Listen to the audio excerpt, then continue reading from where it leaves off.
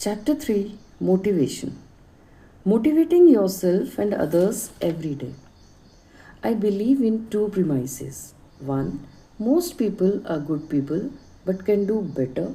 And two, most people already know that what to do, so why aren't they doing it? What is missing is the spark, motivation. Some self help books adopt the approach of teaching what to do. We take a different approach. We ask, why don't you do it? If you ask people on the street what should be done, they will give you all the correct answers. But ask them whether they are doing it, and the answer will be no. What is lacking is motivation. The greatest motivation comes from a person's belief system. That means he needs to believe in what he does and accept responsibility. That is where motivation becomes important. When people accept responsibility for their behavior and actions, their attitude toward life becomes positive. They become more productive personally and professionally. Their relationships improve both at home and at work. Life becomes more meaningful and fulfilled. After a person's basic physical needs are met, emotional needs become a bigger motivator. Every behavior comes out of the pain or gain principle. If the gain is greater than the pain, that is the motivator. If the pain is greater than the gain, then that is a deterrent. Gains can be tangible, such as monetary rewards, vacations, and gifts. They can be intangible, such as recognition, appreciation, sense of achievement, promotion, growth, responsibility, sense of fulfillment, self worth, accomplishment, and belief. What is the difference between inspiration and motivation? I run seminars internationally, and people often ask me if I can motivate others. My answer is no, I cannot. People motivate themselves. What can I can do, however, is inspire them to motivate themselves. We can create a conducive environment which can be motivating. In order to inspire people to motivate themselves, we need to understand their needs and wants. There is a direct correlation between motivation and productivity. People who do just enough to get by so they don't get fired will never be valuable to any organization. Inspiration is changing thinking, motivation is changing action. Motivation is like fire, unless you keep adding fuel to it, it dies. Just like exercise and food don't last long, neither does motivation. However, if the source of motivation is belief in inner values, it becomes long lasting.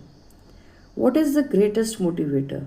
Is it money, recognition, improvement in our quality of life, acceptance by those we love? All these can be motivating forces. Experience has shown that people will do a lot for money, more for a good leader, and do most for a belief. We see this happening every day all over the world. People will die for a belief.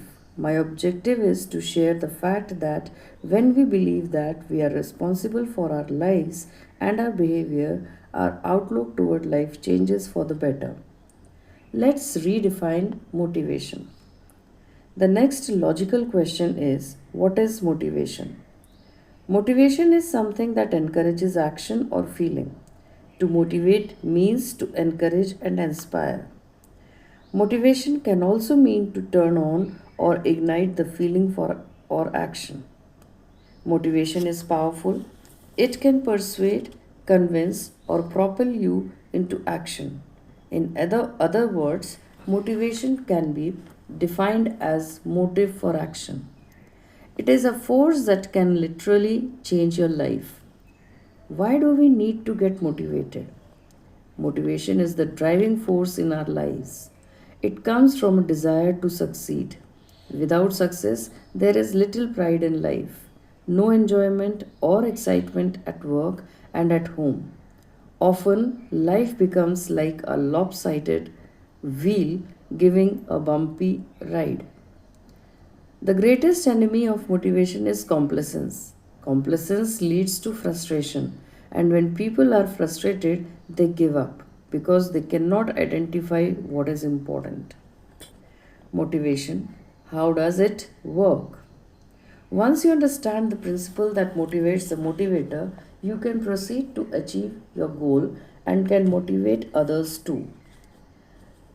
Your internal motivation is your drive and attitude. It is contagious. Attitude is the key to getting the response you want from others. How does a person stay motivated and focused? One important tool that has been used by the athletes for a long time is called auto-suggestion. Auto-suggestions are positive statements made in the present tense and repeated regularly. In other words, it is positive self-talk. Motivation is classified into two types, external and internal. External motivation comes from outside, such as money, societal approval, fame, or fear. Examples for external motivation are fear of getting spanked by parents and fear of getting fired at work. A company wanted to set up a pension plan. In order for the plan to be installed, it needed 100% participation. Everyone signed up except John. The plan made sense and was in the best interest of everyone. John not signing was the only obstacle. John's supervisor and other co workers had tried to persuade him without success. The owner of the company called John into his office and said, John, here's a pen, and these are the papers for you to sign to enroll into the pension plan. If you don't enroll, you are fired this minute. John signed right away. The owner asked John why he hadn't signed earlier. John replied, no one explained the plan quite as clearly as you did. Fear motivation. The advantages of fear motivation are 1. It gets the job done quickly. 2. It is instantaneous. 3. It prevents loss by meeting deadlines. 4. In the short run, the person's performance may improve. Performance goes up. It is not uncommon to see the prey outsmarting the predator because one is running for its food and the other for its life. We learned from history that the pyramids were built by slaves. They had to be constantly watched and reprimanded for non performance. The disadvantages of fear motivation are it is external, which means the motivation is there while the motivator is there. When the motivation goes, the motivation also goes. It causes stress. Performance is limited to compliance. In the long run, performance goes down. It destroys creativity. They get used to the stick and then need a bigger stick. The customer asked an employee, when did you start working here? He replied, ever since they threatened to fire me. Incentive motivation. External motivation can also take the form of incentives, bonuses, commission, recognition, etc. What are the advantages of incentive motivation? The major advantage is that it can work very well as long as the incentive is strong enough. Think of a donkey with a carrot dangling in front and with a cart behind. Incentive motivation will only work if the donkey is hungry enough, the carrot is sweet enough, and the load is light enough. From time to time, you have to let the donkey take a bite of the carrot, otherwise, it is going to get discouraged. After the donkey takes a bite, its stomach is full, and you need to wait for the donkey to get hungry again before it will pull the cart. This is typically seen in our business environment. The moment salespeople meet their quota, they stop working. This is because their motivation is limited to meeting their quota. That is external, not internal. We are also motivated either positively or negatively. When I was in Toronto, I heard a story of two brothers. One was a drug addict and a drunk who frequently beat up his family. The other one was a very successful businessman who was respected in society and had a wonderful family. Some people wanted to find out why two brothers from the same parents brought up in the same environment could be so different. The first one was asked, "How could you how come you do what you do? You are a drug addict, a drunk, and you beat your family. What motivates you?" He said, "My father." They asked, "What about your father?" The reply was, "My father was a drug addict, a drunk, and he beat his family. What do you expect me to be? That is what I am." They went to the brother who was doing everything right and asked him the same question. "How come you are doing everything right? What is your source of motivation?" And guess what he said? "My father. When I was a little boy, I used to see my dad drunk and doing all the wrong things. I made up my mind that that is not what I wanted to be." Both were deriving their strength and motivation from the same source, but one was using it positively and the other negatively. Negative motivation brings the desire to take the easier way, which ends up being the tougher way. Different things motivate different people. Internal motivation comes from within, such as pride, a sense of achievement, responsibility, and belief. There was a young boy who used to come for regular practice but always played in the reserves and never made it to the soccer 11. While he was practicing, his father used to sit at the far end waiting for him. The matches had started, and for 4 days he didn't show up for practice or the quarter of semifinals. All of a sudden, he showed up for the finals, went to the coach, and said, "Coach, you have always kept me in the reserves and never let me play in the finals. But today, please let me play." The coach said, "Son, I'm sorry, I can't let you. There are better players than you, and besides, it is the finals. The reputation of the school is at stake, and I cannot take a chance." The boy pleaded, "Coach, I promise I'll not let you down. I beg of you, please let me play." The coach had never seen the boy plead like this before. He said, "Okay, son, go, play. But remember, I'm going against my better judgment, and the reputation of the school is at stake. Don't let me down." The game started, and the boy played like a house on fire. Every time he got the ball, he shot a goal. Needless to say, he was the best player and the star of the game. His team had a spectacular win. When the game finished, the coach went up to him and said, "Son, how could I have been so wrong in my life? I have never seen you play like this before. What happened? How did you play so well?" The boy replied, "Coach, my father is watching me today." The coach turned around and looked at the place where the boy's father used to sit. There was no one there. He said, "Son, your father used to sit there when you came for practice, but I don't see anyone there today." The boy replied, "Coach, there is something I never told you. My father was blind.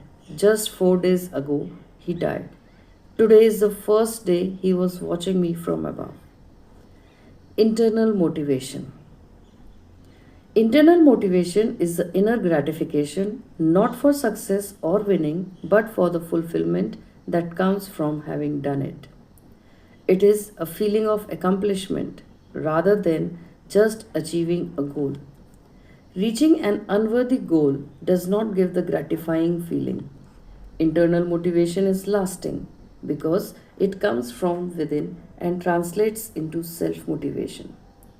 Motivation needs to be identified and constantly strengthened to succeed. Keep your goals in front of you and read them morning and evening. The two most important motivating factors are recognition and responsibility. Recognition means being appreciated, being treated with respect and dignity, and feeling a sense of belonging. Responsibility gives a person a feeling of belonging and ownership. He then becomes part of the bigger picture.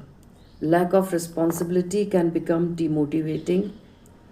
Monetary rewards are temporary and short lived. They are not gratifying in the long run. In contrast, seeing an idea being implemented can be emotionally gratifying by itself. People feel that they are not being treated like objects. They feel part of a worthwhile team. The reward of doing the right thing by itself is motivating. The four stages from motivation to demotivation. Number one, motivated, ineffective. When is an employee most motivated in the cycle of employment? When he joins an organization. But why? Because he wants to prove that by hiring him, the employer made the right decision. He is motivated, but because he is new to the environment, he does not know what to do. So he is ineffective. This is the stage when the employee is most open minded, receptive, and easy to mold to the culture of the organization. Training and orientation become imperative. Unprofessional organizations have none or very poor orientation programs. The first day on the job, the supervisor shows the new employee his place of work and tells him what to do and leaves. He teaches all the bad along with the good that he is doing. The new employee quickly learns all the mistakes the supervisor is making because that is what he has been taught. The organization loses the opportunity to mold the individual to the culture of that organization. Professional organizations, on the other hand, take special care to induct people into their organizations. They explain to them, among other things, the following: number one, the hierarchy; number two, expectations of each other; three, do's and don'ts; four, parameters and guidelines; five, what is acceptable and what is not; six, what are the resources. How can one expect performance unless expectations are made clear upfront? If induction and orientation are done well, many potential problems would not surface at all.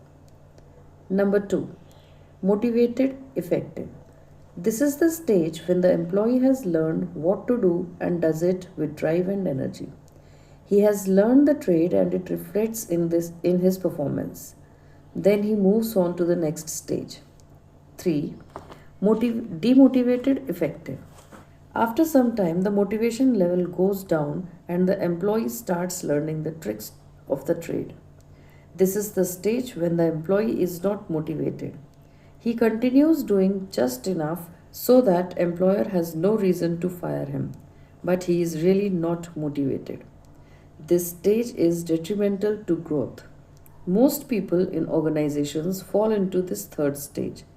A motivated professional learns the trade and leaves the tricks to cheats and crooks.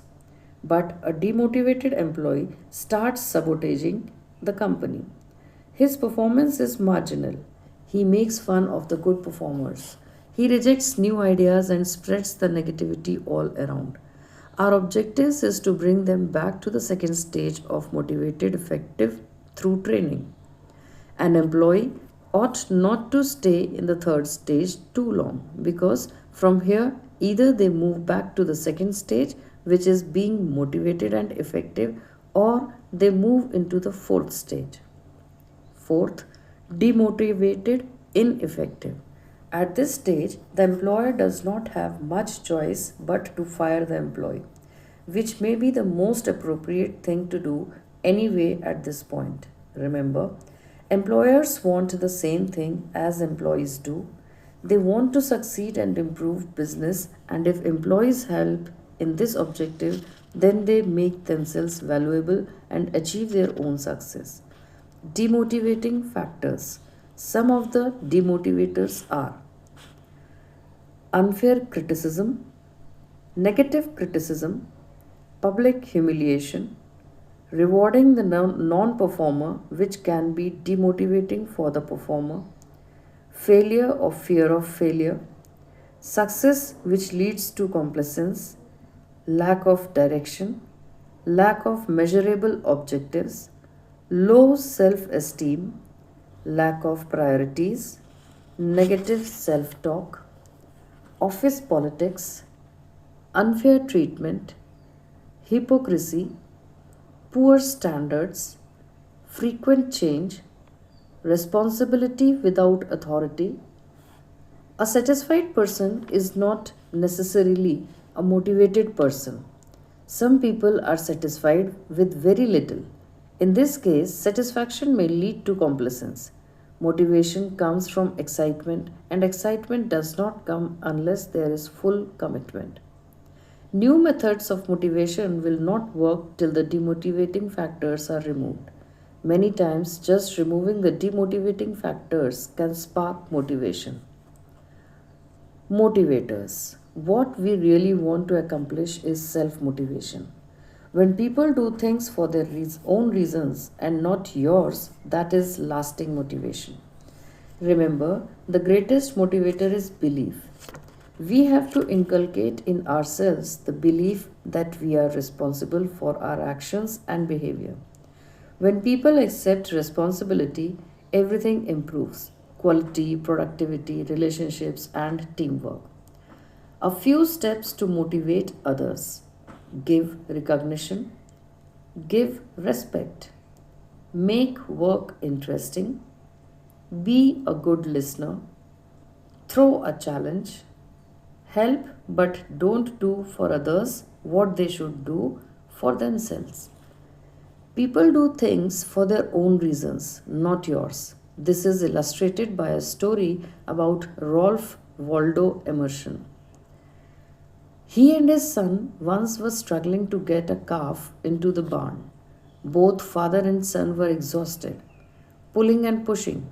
A little girl was passing by, and she sweetly put her little finger into the calf's mouth, and the calf lovingly followed her to the barn. Action plan: 1. Develop a sense of pride through training. 2. Reward for performance.